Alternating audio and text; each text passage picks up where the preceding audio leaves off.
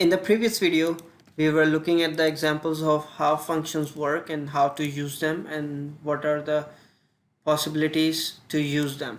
So if we go further deeper into it, here we have an example. But now let's imagine you want to pass the different date to header and the footer. And what if you also want to change the text over here? So how we can do that? Here we have called these functions and we are not passing any value. To show the different dates, we have to pass the date from here and here, so we can receive the date here and display it. So in order to do that, we can simply come here. We can say date1 is equals to, let's copy this from here, date, and date2 we are adding with the time. So for time we say capital H, then I means minute, and S means seconds. So date2 would be this. Now we are passing this date variable into our function and date1 into this function. Because they are both same functions, we can simply assign the date here, because now this function is expecting one value, and instead of this we can simply replace it with this. Save it, come back here, and as you can see, for the first function it is only printing the date, but for the next function it is also printing the time. If we go with the small h, which is AM and PM, so you can see, and add the AM and PM here, save it, so it is PM over here. Refresh and you can see the seconds are changing. And you can do with the content as well. Let's do it. Let's imagine that you are getting a content from the database. Content, hey, what a cool example, and this is content from database. Now we will gonna parse this value into our show content function, which is this, and now this is expecting a value. And make sure you understand this here. The name is not dependent, the value is dependent, the argument. Functionality in some programming languages might be giving you the limitations here, that if you use the content variable name here, it should be content variable name here as well. But in PHP you have a free hand to write whatever you want. So even though we are parsing this content as a value in a variable, we can simply do this as well, and it will gonna do the same thing with the variable. So it is only caring about what the value is passing.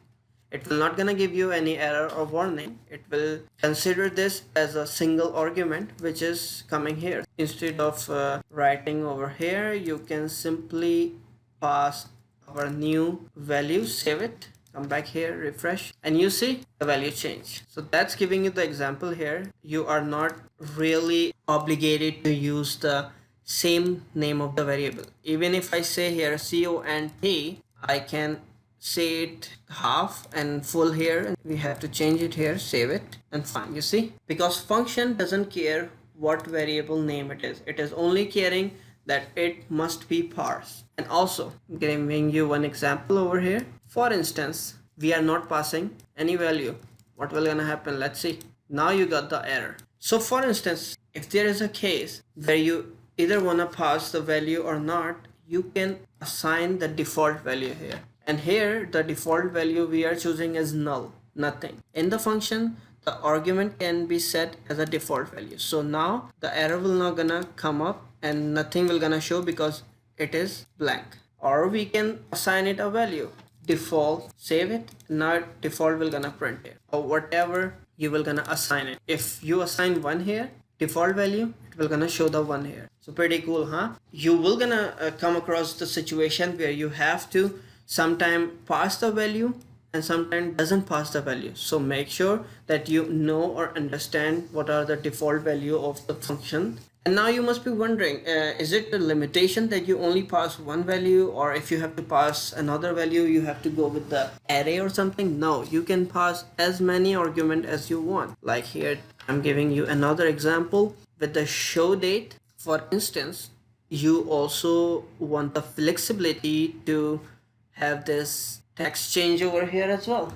So for that you can cut it, you can say txt And now our function expecting two parameters, date and text. You can add as many as you want with the comma. You can say arg1, arg2, or whatever, how many you want. So here we will gonna set the text header as a first parameter, footer as a second parameter, and here we will gonna save it.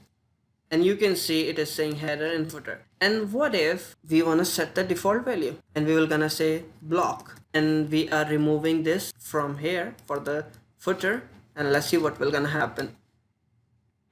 So again, yeah, good thing it happened. You cannot change the number of argument. You can change or remove from the first argument. Let me give you the example. For instance, if the sequence were like that, date first, then text next, then you can simply, let me edit this. I'm glad this happened so I can explain this situation as well to you. So imagine this is how it is. Save it, refresh. Now you can see the error is not coming because the default value is block and it is showing block. You can eliminate this without passing it, but in our previous situation where you had text block first and then date, we removed this and it was giving an error. Let's read the error first. To feed arguments to the function. So it is saying only one parameter passed, even though there was many of them were there, but only one passed. So because date doesn't have the default value, it is asking for the value.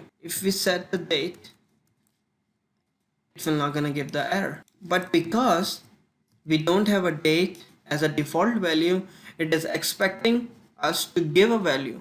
And if we are not giving a value, it is throwing the error. Same situation here. But how we can tackle it? All we can do is parse null or empty parameter to process and to tackle this condition. And now you can see the error is gone. We don't have any issue even though we are not adding a date as a default value here, because it is expecting a value and we are giving a value which is in fact empty. So you can handle the situation like this. And also let me give you another example here with some calculations. Remove the dates from here. Value 1 is equals to 2. Value 2 is equals to 4. And also remove this, and remove this as well. Now here you are passing 3 arguments, OPT, operator you can call it. We are creating calculator over here, but not everything, just a few of it. And here we are receiving V1, value 1, V2, value 2, and OPT, and we are giving a OPT a default value of plus. Okay, now we want to perform the operations that this function is sending with these two values. So obviously we cannot just because it is a string, we cannot say OPT just like that, v1 dot OPT dot v2. This is not gonna work because this plus or whatever value we are giving, let's give it a value here. We don't need variable here, we can simply pass plus because this is just a string, it is not the operator. So if you remember from our previous operator lecture, you know arithmetic operators or any other operators. Undefined variable v1, yeah, correct. So because we are using value 1, we can simply say v1 here and v2 to eliminate this error. So you can see instead of performing the operation, it is just printing it. Even though the result should be different, it should be 6 and it should be 8. It is not doing it. So for this, we have to set the if condition. So here we will gonna say if OPT is equals to plus. If it is plus, return. Now this is the operator. Programming language will take this as an operator. But what we had there is not the operator, it was just a string. We can remove from here, and else if we will gonna just copy this. And this time we will gonna say this multiplication, subtraction, and division. Otherwise, just simply return no operator parse. Now we're gonna save it and let's see what will gonna happen. You see 8 and 6. Now you are getting the result of what you were looking for. Now if we add some stupid operator which are not arithmetic, it will gonna return no operator parse because of the decision making if else condition over here. And one more thing, you can parse function inside the function. And how you can do that, let me show you the example as well. Function another, and you can call this function another inside this function, and let's say we are echoing a string. Okay, 1 second, we are returning, that's why it is not working. And keep in mind, when you add the return keyword into any function, just like break function, it will gonna terminate the rest of the coding, and it will gonna just return this value and ignore all the other code beneath it. And that's also one thing that you have to keep an eye on, that whenever the return is placed inside the function, it will gonna, if the condition, because we have a conditions, if it is plus, it will come until this line and then go outside of the function, just like we used to do in a loop with a break. If it is multiplication, it is going to render this line or operate this line and then go out of the function. That's why, because at any situation we were, even in else we were returning, so it was not reading this function. So now it will gonna read it. You see a string and a string, you can call function into another function. So hopefully I have covered everything. If I left something and you are curious about something and worried about something, feel free to ask.